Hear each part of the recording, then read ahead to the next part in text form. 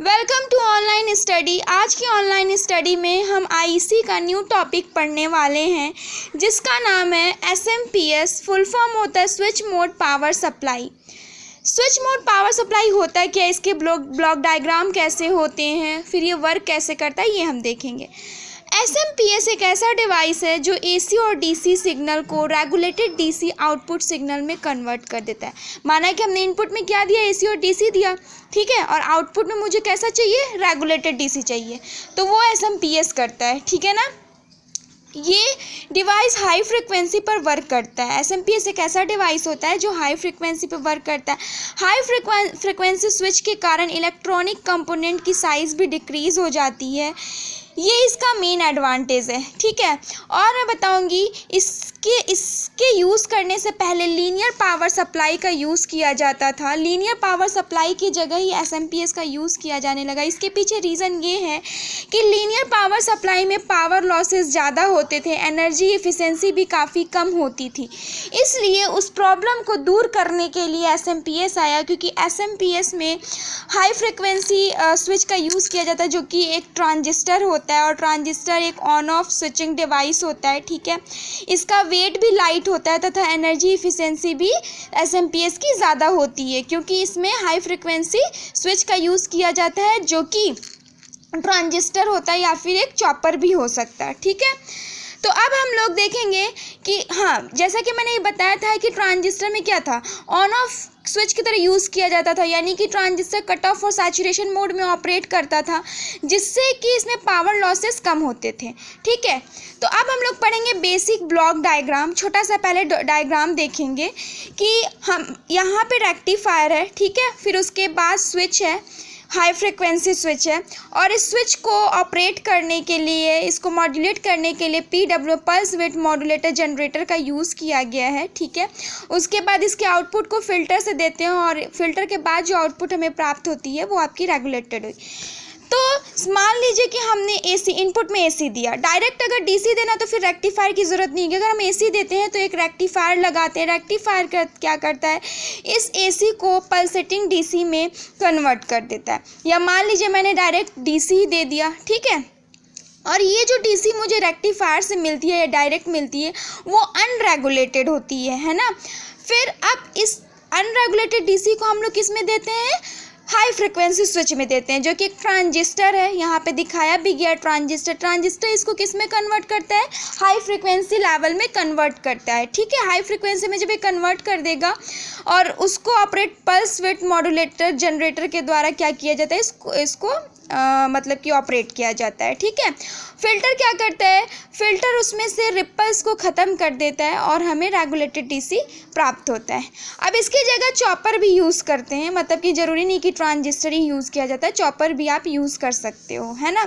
तो हम लोग ऐसे इनपुट सप्लाई देते हैं जो कि रेक्टिफायर से पास करता। ये देखिए, ये मैंने वही चीज़ लिखा हुआ है, ये pulse width modulator generator setup के लिए यूज़ होते हैं, जैसे इसको सेटअप करना होता है तब यूज़ करते हैं। तो ये तो बेसिक बिल्डिंग डायग्राम था छोटा सा, लेकिन इस चीज़ को हम ब्रीफ में समझेंगे, और ब्रीफ में समझने के लिए मुझे इसका ब्रीफ डायग्राम बनाना पड़ेगा, जिससे ये चीज़ें ज़्यादा क्लियर होंगी। अब हम लोग इसका ब्लॉक डायग्राम देखेंगे ब्रीफ में, जिसमें कि आपका ट्रायंगुलर पल्स के साथ दिखाया गया है ना। ट्रायंगुलर पल्स देखिए, यहाँ पे ट्रायंगुलर पल्स लगे हुए हैं, फिर उसके बाद कंपैरेटर मैंने यूज़ किया है, और यहाँ पे आपका हाई फ्रिक्वेंसी इलेक्ट्रॉनिक स्विच है, ये रेक्टिफायर है, ठीक है, जिसमें एसी और डीसी मैंने दिया हुआ है। फिर इसके मतलब ये स्विच के आउटपुट को मैंने किसको दिया है, फिल्टर को दिया है, ठीक है। फिल्टर के बाद जो आउटपुट प्राप्त होती है वो मतलब कि प्योर हमें डीसी मिल जाती है। पूरी तरीके से प्योर तो नहीं मिलती है, लेकिन वो रेगुलेटेड नहीं होता, तो इसलिए हम लोग क्या करते हैं, एक फीडबैक सर्किट का यूज़ करते हैं, ठीक है। अब देखिए इसकी वर्किंग क्या होती है। सबसे पहले हम लोग इनपुट सप्लाई करेंगे। मान लीजिए एसी देना है तो रेक्टिफायर के थ्रू जाएगा। रेक्टिफायर क्या करता है, उसको पल्सेटिंग डीसी में कन्वर्ट करता है, या तो अगर एसी नहीं दे तो डायरेक्ट हमने डीसी दे दिया, तब रेक्टिफायर की ज़रूरत नहीं पड़ती है। फिर वो किस में जाएगा, इस इलेक्ट्रॉनिक स्विच में। इलेक्ट्रॉनिक स्विच क्या करता है, उसको हाई फ्रिक्वेंसी में कन्वर्ट कर देता है, ठीक है ना। अब अगर ये हाई फ्रिक्वेंसी में कन्वर्ट कर देता है तो फिर ये फिल्टर क्या काम करता है, फ़िल्टर क्या करता है ना कि उसमें से जो आपकी आउटपुट प्राप्त हो रही है यहाँ से, उसमें से रिपल्स को रिमूव करता है। फ़िल्टर क्या करता है? रिपल्स को रिमूव करता है। रिमूव करके हमें आउटपुट क्या प्राप्त होती है? आउटपुट हमें मिलती है प्योर डीसी मिलेगी, लेकिन रेगुलेटेड आउटपुट नहीं मिलती है। हमें आउटपुट तो प्राप्त होगी लेकिन रेगुलेटेड नहीं मिल रही। रेगुलेटेड का मतलब होता है कि हमें जितना चाहिए वो अपने आप मतलब मुझे मिल जाए। ऐसा नहीं कि मुझे 6 वोल्ट चाहिए और अभी पूरा 5 ही वोल्ट मिल रहा है, तो वो रेगुलेटेड नहीं हुआ। तो उसके लिए हम लोग फीडबैक सर्किट लगाते हैं। फीडबैक सर्किट के लिए देखिए यहाँ पे हमने रेजिस्टेंस कनेक्टेड किया है और यहाँ पे जो वोल्टेज मिलेगी वो फीडबैक वोल्टेज की वैल्यू होती है output voltage upon R2 upon R1 minus R2। ठीक है, ये है। तो जब अब इसमें देखिए कि PWM तो पता ही है, पल्स विड्थ मॉड्यूलेटर करता क्या है कि वो यहाँ पे मैंने क्या किया, पल्स विड्थ मॉड्यूलेटर की जगह ट्रायंगुलर पल्स का यूज़ किया, जो इसको सेटअप करने के लिए यूज़ किया जाता है। ठीक है, तो अब देखेंगे कि यहाँ से जो मुझे आउटपुट प्राप्त हुई वो प्योर तो है लेकिन रेगुलेटेड नहीं है। अब देखिए कब कम होता है, कब ज़्यादा। अगर मान लीजिए कम है आउटपुट वोल्टेज तब क्या होगा, ज़्यादा आउटपुट वोल्टेज रिक्वायर्ड वोल्टेज है तो के केस में क्या होता है, उस चीज़ के लिए हमें समझने के लिए सपोज करिए कि एक कंडीशन ऐसी होती है कि जो वोल्टेज है ना, यानी कि जो फीडबैक वोल्टेज है VF, ये वाली VF, इस फीडबैक वोल्टेज की वैल्यू आउटपुट वोल्टेज से कम होगा। अगर मान लीजिए इस फीडबैक वोल्टेज की वैल्यू आउटपुट वोल्टेज से कम होगा, इस केस को याद रख लीजिएगा कि इस फीडबैक वोल्टेज की वैल्यू आउटपुट वोल्टेज से कम होगा, तो उस समय ये जो एरर आपका एम्पलीफायर है ना, ये क्या है? Error amplifier. ठीक है, एरर एम्पलीफायर जो आउटपुट देगा वो positive DC voltage error provide करेगा, है ना, क्योंकि ये जो एरर एम्पलीफायर ये कैसा ये एरर प्रोवाइड करता है, पॉजिटिव या नेगेटिव दोनों में। वो जब अगर मान लीजिए, फिर से सुन लीजिए कि जब इस फीडबैक वोल्टेज आउटपुट वोल्टेज से कम होगा तो उस समय पॉजिटिव डीसी वोल्टेज एरर होगा। उस समय कौन सा होगा? Positive DC voltage. क्योंकि क्या होता है ना कि अगर मान लीजिए इसकी वैल्यू कम है आउटपुट वोल्टेज से, तो यहाँ पे मुझे मान लीजिए 5 वोल्ट मिला, लेकिन रेफरेंस वोल्टेज मैंने मुझे कितना सेट किया है? 6 वोल्ट। एक रेफरेंस वोल्टेज मैंने कितने पे सेटअप किया है? 6 वोल्ट किया है।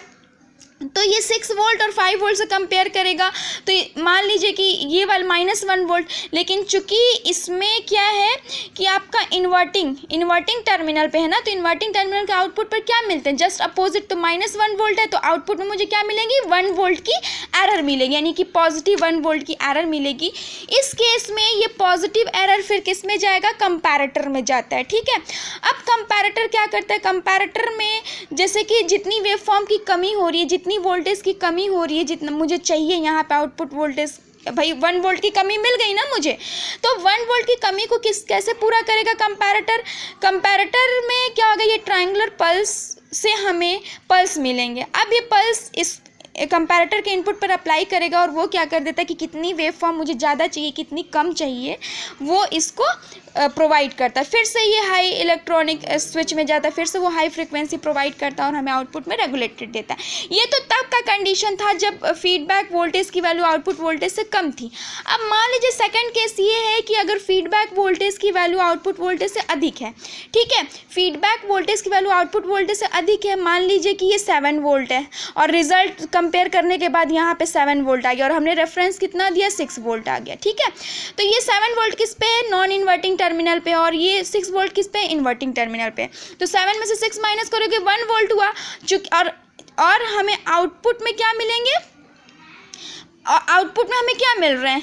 चूँकि इन्वर्टिंग ये एरर क्या देगा? उस समय जो आउटपुट देंगे वो मुझे negative DC voltage error provide करेंगे, क्योंकि आउटपुट क्या होते हैं? इन्वर्टिंग के जस्ट अपोजिट हमें प्राप्त होता है ना, तो उस समय हमें क्या मिल? रेफरेंस वोल्टेज के अकॉर्डिंग हम, क्योंकि इससे रेफरेंस वोल्टेज आप कंपेयर कर रहे हो ना, और हम लोग मेनली किसको ज़्यादा वो रखते हैं? रेफरेंस वोल्टेज को ही रखते हैं। ये तो कंपेयर करने के लिए होता है कि जो फीडबैक वोल्टेज से आए तो दोनों में कंपेयर कर रहे हैं, तो कितना 1 वोल्ट, फिर उसके आउटपुट में -1, यानी कि उस समय मुझे जो डीसी वोल्टेज एरर प्राप्त होगी वो नेगेटिव डीसी वोल्टेज प्राप्त होगी जब वो फॉरवर्ड, यानी कि फीडबैक वोल्टेज की वैल्यू आउटपुट वोल्टेज से अधिक हो, तो उस समय हमें कैसी एरर मिलेगी? Negative negative DC voltage error प्राप्त होगी। फिर से वो कंपैरेटर में जाएगा। कंपैरेटर क्या करता है, उसको कंपेयर करते हैं, जितनी भी मुझे कमी होती है वो यहाँ से प्राप्त करता है और यहाँ से प्राप्त करके फिर से इसका आउटपुट देता है, और जिससे कि हमें रेगुलेटेड आउटपुट जितनी चाहिए, ये तब तक होता रहता है जब तक कि मुझे आउटपुट में रेगुलेटेड आउटपुट ना प्राप्त हो जाए। ठीक है, तो ये तो था आपका switch mode power supply. Thank you.